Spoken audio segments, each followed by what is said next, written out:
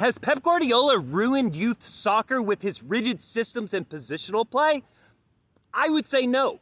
And here's the thing. Pep Guardiola is absolutely not the first coach to enforce rigid positions of any kind. In fact, I don't even think he's among the more rigid coaches when it comes to those positions and structures. Here's the thing. Rigid positioning is something that's been part of the game of soccer for the better part of a century.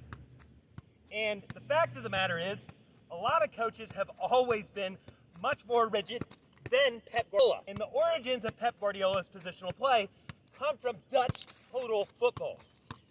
What did Dutch total football introduce to a lot of the world?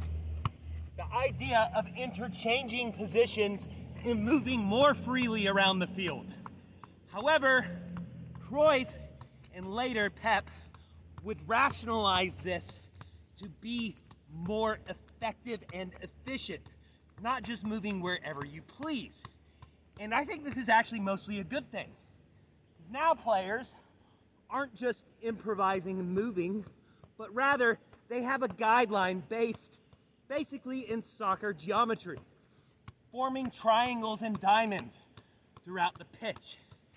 That's why Pep Guardiola's positional play is actually a thinking man's system.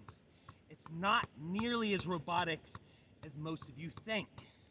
But at the end of the day, with youth soccer, I do actually think it should be a little less rigid and a little less structured.